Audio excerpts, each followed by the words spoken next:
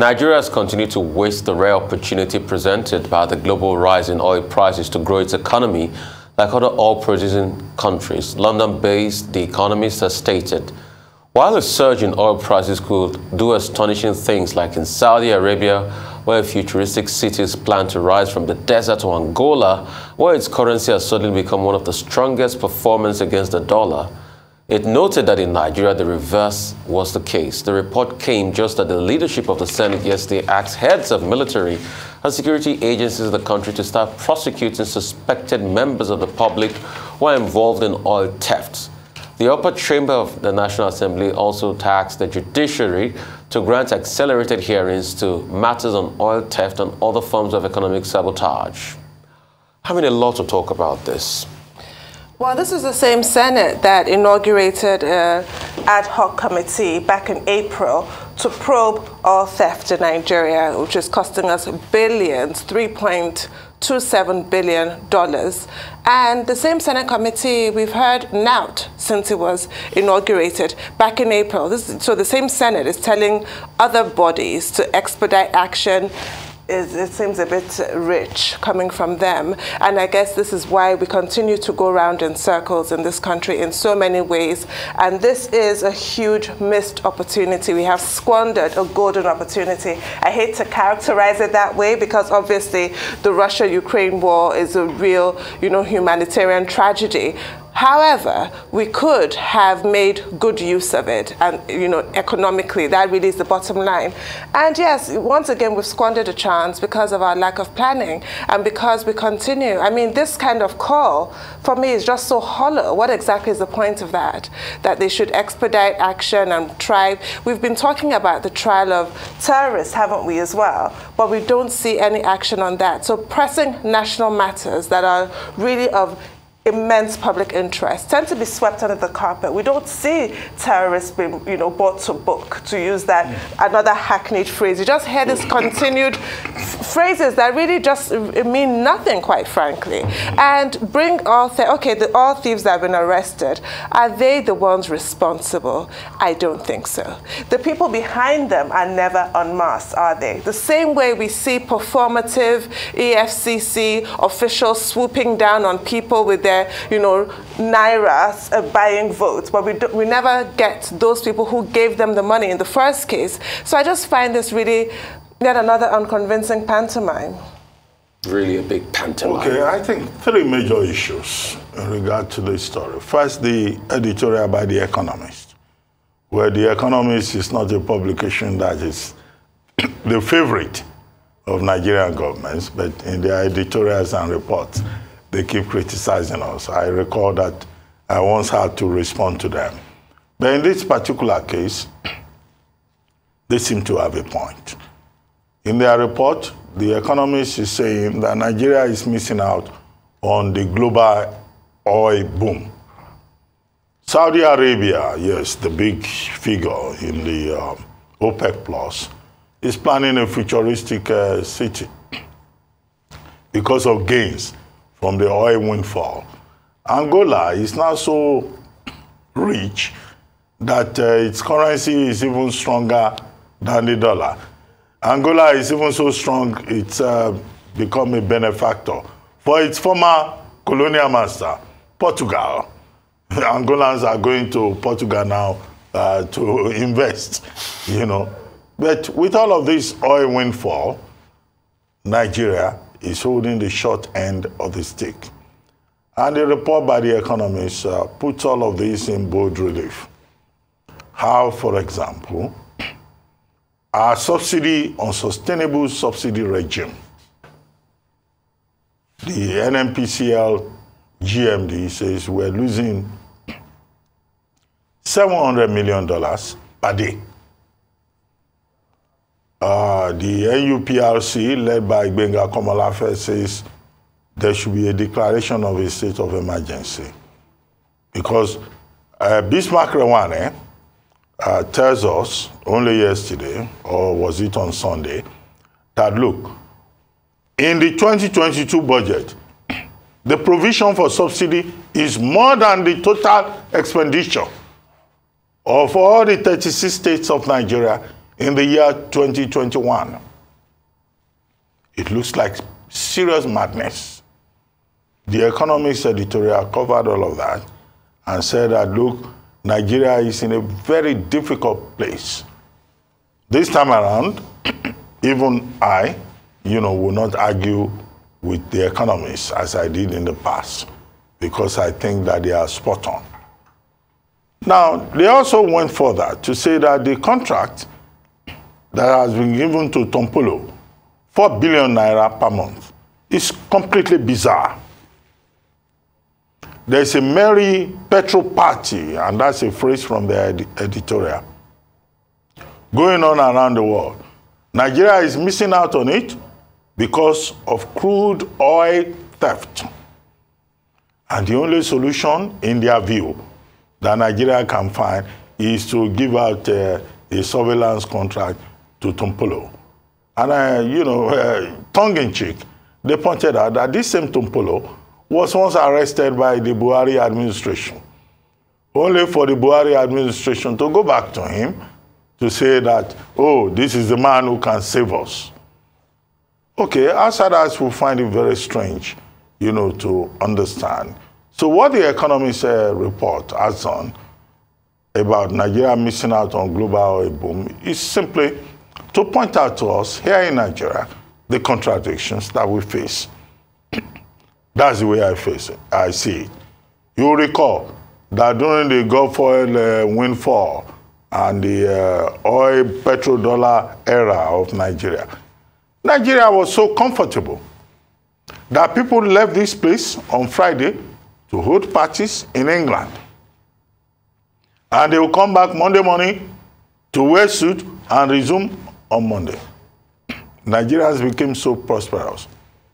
So the whole message of the Economist report is that because Nigeria has mismanaged its own oil fortunes, Nigerians have been pushed further into the trap of poverty, whereas that does not need to be the case. Net oil revenues are even lower than what we had last year. Subsidy is higher than what was budgeted for in education, in health, in welfare. How can a country be so blessed and yet so cursed? That's the message. And I don't think that that's something that anybody, can argue against. The second issue, of course, is the National Assembly, the Senate, which had a meeting yesterday with all the major agencies, all the stakeholders, from the Ministry of Defense to Chief of whatever, service chiefs, even civil defense. And the Senate was saying to these persons, tell us the truth. Why is it so difficult for Nigeria to benefit from this oil windfall that everyone is talking about? At the end of the day, I don't think they made much progress with it. At the end of the day, all that the Senate could say was to insist that oil thieves should be arrested and prosecuted. Who is going to do that? If indeed there is a cabal at the center, if indeed there is connivance between the state and non-state actors who are stealing from Nigeria.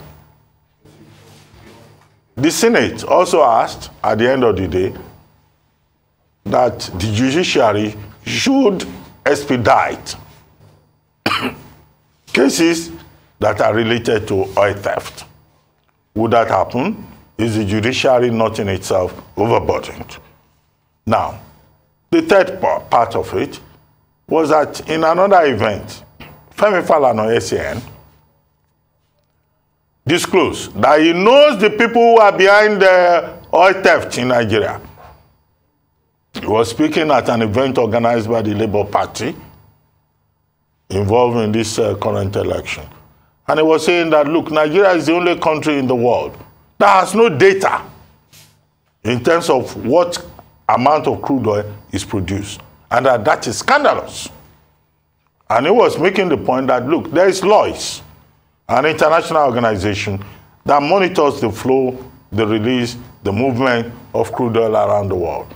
And that if Nigeria wants to deal with crude oil theft, all it needs to do is to approach Lloyd's and get the relevant information, but that there is no political will.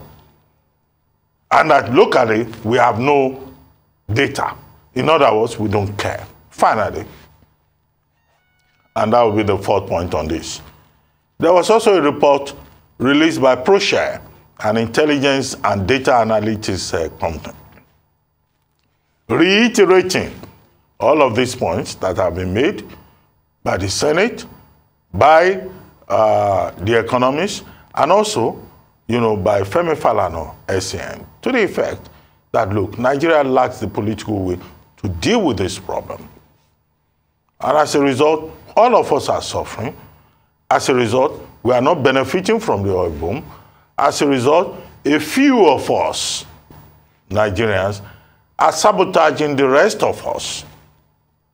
And so, what is the future for Nigeria? Will Nigeria find in 2023 another set of economic saboteurs hiding under the validation of the electoral process who will continue this rape on the Commonwealth of Nigeria? So, Tunde, you were talking about squandering of riches. 1983, Oyeka Onwenu made a documentary film. It was a partnership between the BBC and NTA. It was just the emergence of President Muhammadu Buhari's government then. Shagari had been kicked out. Squandering of riches, it is called. The sad thing is, next year, 2023, will make it 40 years, which we've squandered all that riches. I'll tell you how we did it. 56, there was pomp and pageantry about Oloibiri discovery of oil. As at that time, Nigeria's GDP was less than 10 billion USD, pound sterling. Throughout the 60s, nothing happened. Probably we lifted some oil out. The GDP was inching towards about 20 billion thereabout. 73, Yom Kippur War happened. There was a big push. In the 70s, Nigeria became the order of the day, big economy. We had so much money, we could pay arrears of workers. We paid the Odoji money. But because of so much money in circulation and so much corruption, inflation increased. That when the Odoji money was paid, there was so much inflation in the country. The leader of this country, Yakubu Gowon, did come out and say, the problem is not money, but how to spend it. And he was correct. But we wasted our riches because we also had the case of Cement Armada. We forget in a hurry that Nigeria imported the largest amount of cement in anywhere in the world to its port and left it there for Demerara to heat it for a while. You would argue that we built some infrastructures. We built National Theatre around the 70s. We hosted Festac. We did some things. We built most part of the infrastructure we still use in Lagos, all the bridges. That's why infamously people say in Nigeria, you don't come to Lagos to count bridges. It was because of the oil money in the 70s. Guess what? After that decade, by the early 80s, we were already suffering. Inflation had heightened. The economy was on its knees. GDP had lowered. We kicked in a recession in the early 80s. There was uprising, the military took over. At first, we blamed the Ghanaians, said Ghana must go. We kicked them out. Yes, you can say, okay, in reaction to Kofi Busia kicking Nigerians out in the past. You remember? We say that, good. Secondly, we didn't solve the problem. We deregulated. We dropped the currency. The currency had no value again in 86. We finally allowed the currency to find its level. We lost so much against the dollar. But we had another golden chance in 91, 92, when the Gulf War happened. But what did we do? We set up another scheme where we say we're going to reinvest the money. But we know what happened to the scheme, corruption. We set up the Petroleum Trust Fund, set up DIFRI and the likes and other things like that. And we took all that money and we frittered it away. We had our chance, but we blew it again. And then we went on like that. We struggled until early 2000, where we could pay up our debts and we tried to stabilize things again. We had another golden chance. Crude oil price went over $100. What did we do with the money? We've squandered all that wealth made. Look at our excess crude account, zero. How much is there now? $400,000 or $500,000? More like 400. More than $400,000 from billions of dollars. Oh, we say we're buying Tucano and everything. Then COVID came and we said COVID was the reason for the economic problem. But they also forget that we had a recession before COVID. A recession I call a do-it-yourself recession. They blame crude oil price. They said, oh, it's because we've never had $100 per barrel in a while. If we did, like Jonathan did, we will have a stable and good economy. Then COVID came. They said, oh, COVID crushed everything. Then finally in January, they had $100 per barrel. Hooray! But guess what? $100 per barrel now, they can't use it because of crude oil theft. So we've squandered our riches in about 4 cycles.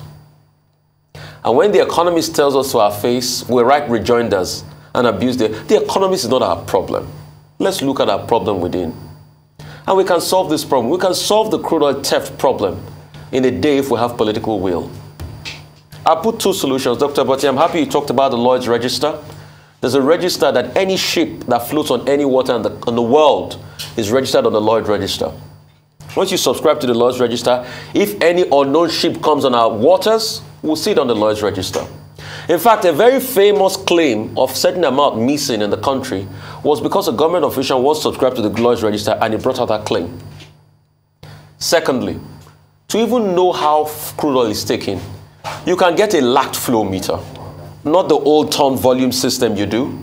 Get a lacked flow meter to know the amount of crude that is taken out precisely. Those 2 things will bring all of it down. So if you have the political will, you can call the OEMs now on the phone and say, please get us lacked flow meters, make the installations, sign up the contracts, so we know how much is taken. But what do? We perambulate. Then we go to sign contract with a certain person. We're giving 4 billion. The contract amount to 48 billion. Then we've not made lacked flow meters. We've not put technology in place. We've not put drones for surveillance in place. We don't have area pictures and cameras and the likes. And we deceive ourselves. We've not subscribed to Lloyd's Register. And we say we want to solve crude oil theft.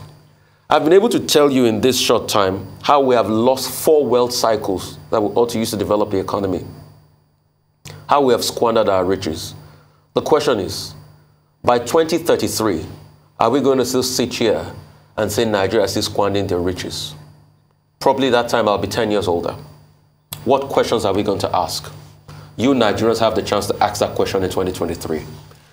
Moving on, Nigerians across the globe have continued to condemn the attack on Senator Ifeanyi Ubah, which left an unknown number of policemen and civilians dead, as the state government is promising that the perpetrators of this heinous crime will not go unpunished. Arise correspondent Amaka Ode-Walker reports. Anambra State and the southeastern part of Nigeria have in recent weeks seen a spike in attacks by unknown gunmen. Less than 2 months ago, Okechukwu Okoye, a state lawmaker representing Agwata 2 constituency in the Anambra State House of Assembly, was kidnapped and later killed with his head hung on a spike. On Sunday, September 11th, daredevil gunmen attacked the convoy of Ifeanyi Ubah, a senator representing Anambra South Senatorial District. The attack is believed to have occurred at about 6 p.m. local time at Nkwo Junction in Ugwukwu in Njikoka local government area of Anambra State. Although he escaped unharmed because of his armored vehicle, some of his aides and police orderlies were not as lucky.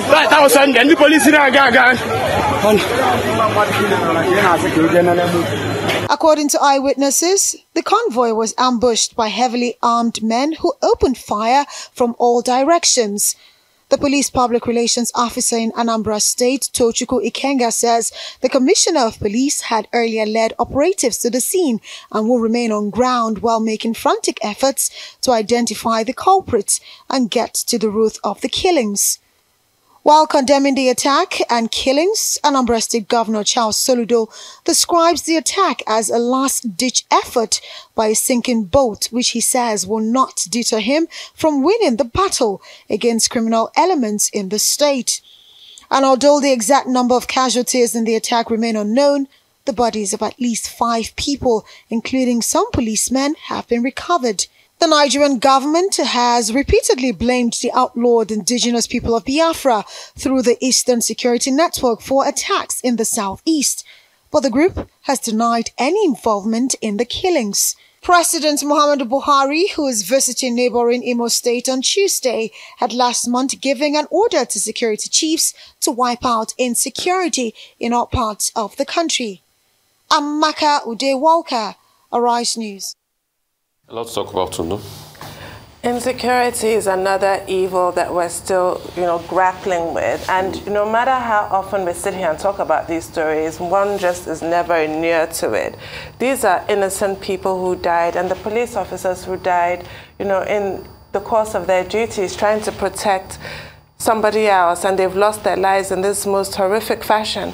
And I just do hope that the killers are found and prosecuted, and as usual, or unusual, we actually find out who sent them, and that person is also prosecuted and hopefully convicted, because it just tends to happen. Unknown gunmen, and that's the last we ever hear of it. People just don't feel safe in this country, and this is a senator, so who's anybody else? Most people don't go around with armored vehicles. When they are ambushed in this fashion, they lose their lives. There's nobody to take the hail of bullets on their behalf. This is extremely worrying.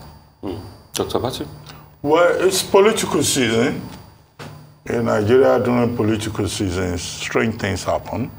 Even when the season is not political, strange things also happen. And one major highlight of those strange things happening is the assassination of political figures. In the past, the major problem we had was unresolved assassinations. The state not being able to resolve any of the assassinations. It would be most unfortunate that this time around we're beginning to see a new trend of unresolved assassinations of political figures in Nigeria. Senator Ifeanyi Ubah, the senator from Anambra South, on the platform of the Young People's Party, YPP, in the Senate, who is also seeking re-election, was just lucky to have escaped. The husband of the late Dora Akunyili was not so lucky in the same axis, but he escaped with Vin Onyeka. His friend was sitting beside him, perhaps because they were sitting in a bulletproof SUV. About 6 policemen, according to the reports, died. Media aides died. Other persons died just because they were not in a bulletproof vehicle. He was said to have attended an event in his hometown, and he was returning to his base. When he was accosted, his convoy was accosted at the Enugu junction at Njidoka local government. Okay, which then gives the impression that the assailants, 9 of them who were told, were waiting for him. Upon sighting his convoy, they opened fire on him. How many days now to the commencement of elections, of campaigns, September 28.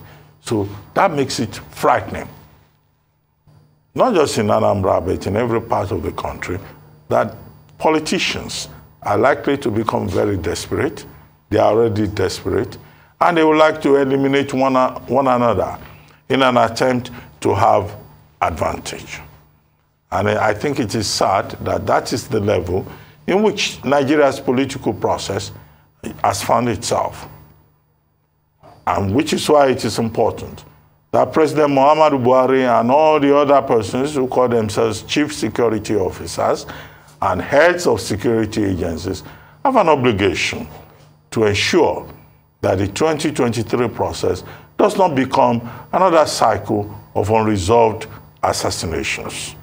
We hope and we advise that with what has happened to Senator Ifeanyi Ubah, from whom nothing has been heard up to this moment, but we understand that he is safe, that the incident will be investigated, and that perhaps the perpetrators will be brought to book. I no longer trust in this their book that they are always bringing people to, but maybe they can make an effort, if only to build confidence and to reassure people that the situation is not as helpless as it seems to appear. But this is where we have found ourselves in Nigeria, at the moment, and I just hope that in this particular Anambra situation, the security agencies, who incidentally have been playing deaf and dumb so far on the matter, will speak up and try to reassure not just the people of Anambra, but also persons, you know, voters, the electorate across Nigeria, that this 2023 electoral process will not be a do-or-die process, because the signal is about all of this becoming a life and death proposition for politicians and their agents and other stakeholders. It is very sad what has happened, and we condemn it in its entirety. Nobody should be assassinated. Nobody should be killed. God rest the soul of those hard-working police officers that died in protecting somebody, a citizen, and his aides that died in that attack. I just feel for their families, and I spare a thought for them at this point in time. I know how difficult grief will be, but I pray for healing. But you see, we also have a state that has proven us wrong many times as regards getting justice for things like this. Is justice ever going to come? I doubt. On the 23rd of December 2001, the Minister of Justice of this country was killed. Till date, has he gotten justice? You can be the judge of that and answer that. That's the country we live in. But we must rise above this and be a better country that truly works for all. That democracy and politics and electioneering should be a festival of intellectual ideas, not a festival of bullets against the opponents. The bullets you should throw, or you should be your thought process, should be the articulation of your ideas. And when people don't agree with you, it's not the end of the world, because we know in parts and they might have different opinions. And even when you lose to superior logic and argument, you should be able to shake them and say, we are both patriots of this country, and it's the growth and development of this country that matter most. Politics should be charitable. It shouldn't be about killing one another. The National Industrial Court in Abuja has adjourned the suit filed by the federal government challenging the prolonged industrial action by members of the Academic Staff Union of Universities to September the 16th. The federal government is asking the court to order ASUU to resume academic activities. It follows the inability of both parties to reach an agreement and allow students to return to school after a series of meetings. When the matter was called, counsel to the federal government, Tijani Ghazali, told the court that he wanted additional evidence, while counsel to ASUU, Femi Falana, urged the court to step down the matter to enable both counsel file their papers and then return at a later date. Meanwhile, an application by the Social and Economic Rights and Accountability Project, SERAP, to join the suit was denied. It's not the first time government had adopted this rather dilatory tactics, which have a way of prolonging strikes. We were here last year when you had the resident doctor strike. It was the same approach. They said they won't be paid. At the end of the day, government had to pay them. When the government says there's no money, but you know there's money in the country. But it's a question of priority. Has the government given attention to education? And we must run a country where agreements are observed by governments under the rule of law. One of their major issues is the issue of payment through either IPPIS or UTAS. Yeah. We are saying that that cannot be dictated to government. We reserve the right to pay the way we believe is most appropriate in the circumstance. The action of the federal government is totally condemnable in trying to abandon the negotiations that commenced already and not allowing that process to go through. Tunde, it's sad that after over 200 days, we're now in court. Yes, it appears that the political approach has failed or has stalled. So now the government is looking to the legal approach, because negotiations and all of those committees for the umpteenth time did not do the magic, because it really is not about Giorgio necessarily. They just really needed, show me the money, essentially, because there were, commitments that were made and not kept. But now the government is trying the legal approach and wanting the National Industrial Court to order ASUU to suspend their strike as they have done in the past, for example, with resident doctors. But it will depend on the facts of each individual case, because there is a right to strike. All labor laws recognize that. And strikes have been held in the world, since ancient times. You have to go all the way back to ancient Egypt. So Nigeria is no exception. I guess it will depend on the quality of the case the federal government is able to present. But it's just really sad that it has come to this. We keep saying the same thing. Who is really suffering here? I do feel for the lecturers. I feel for professors that are overworked and underpaid, and now that this whole no strike, no pay that has been taken off the table, put on the table. But really, I feel the most for Nigerian students whose futures, whose plans have been interrupted so rudely, and it is constant. It is constant, and it's really just so unfair. Their counterparts all over the world do not have to put up with this. They have enough to deal with. And I just hope that some kind of, sanity is restored to the system and the students can go back to school. Okay. Well, yesterday we discussed this same subject. How the federal government, through the Ministry of Labor, decided to go to court due to the failure of all negotiations, all the efforts that had been made. And the federal government has gone to the National Industrial Court on the basis of Section 8 and Section 43 of the Labor Dispute Act of 2004. So the matter came up for mention yesterday before the court of Justice Polycarp Harman.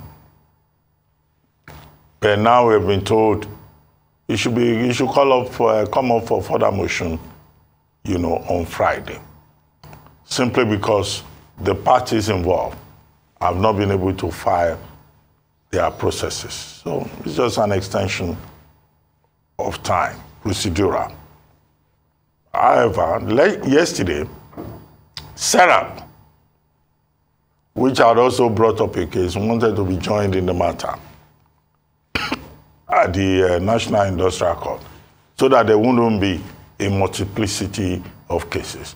But Justice Polycarp Harman ruled that the attempt by SERAP to join in the case was premature.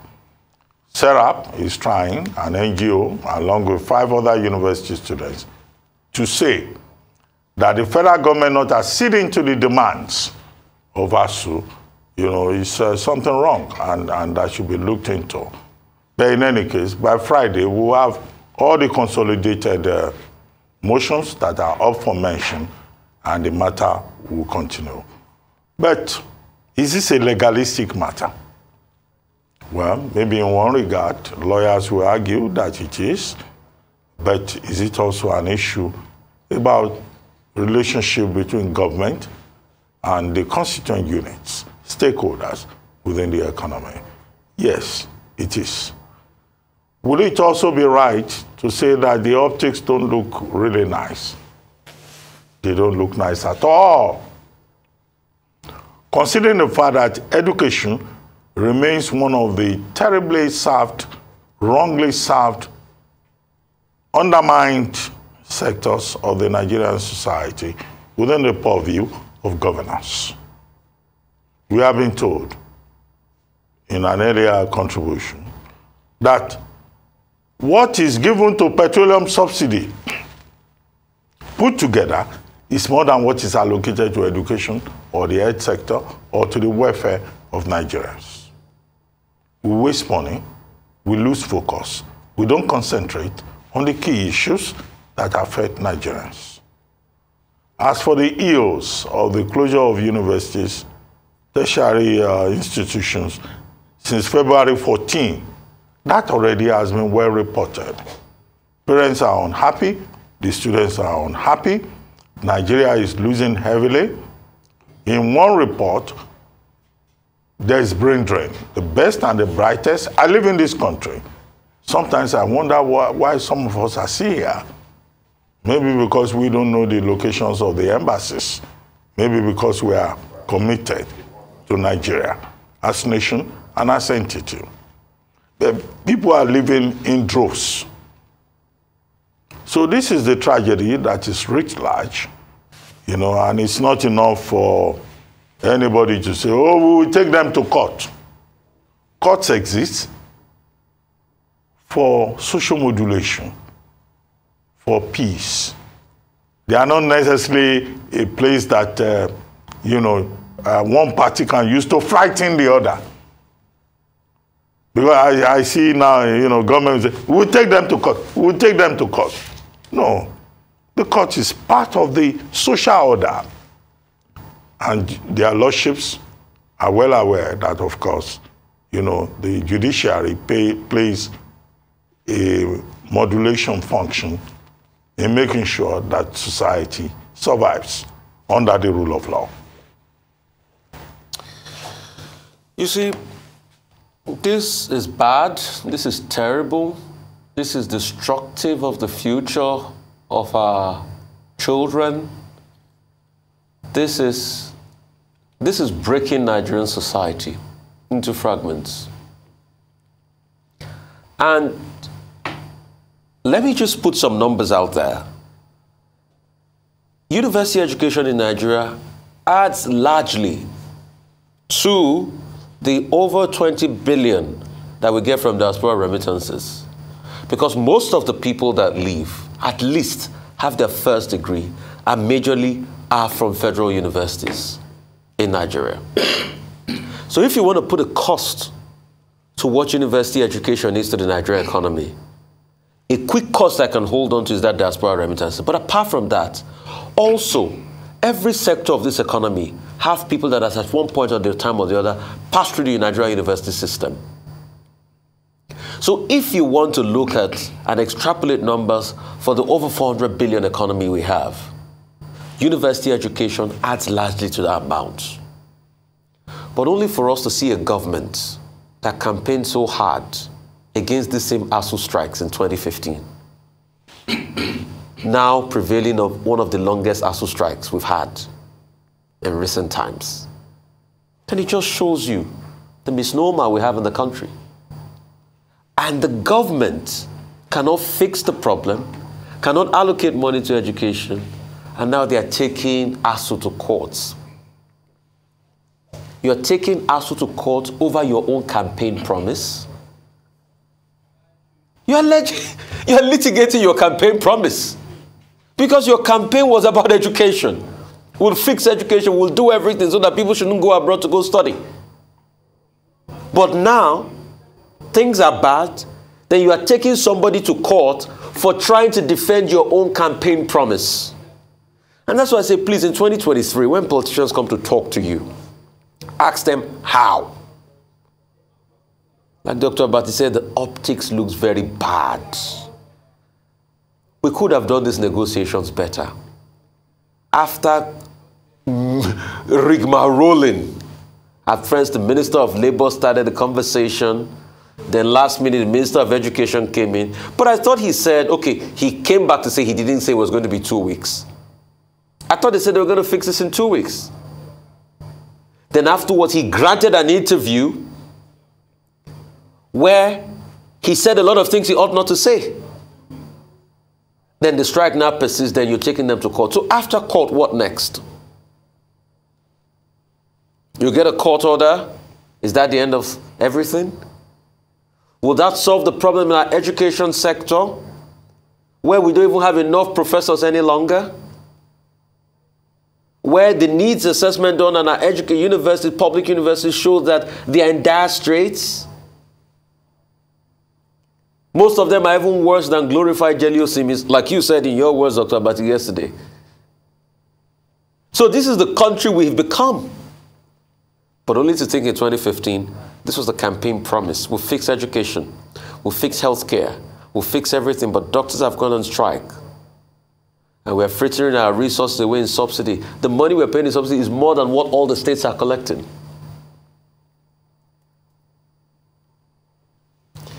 You've got another chance, Nigeria, in 2023.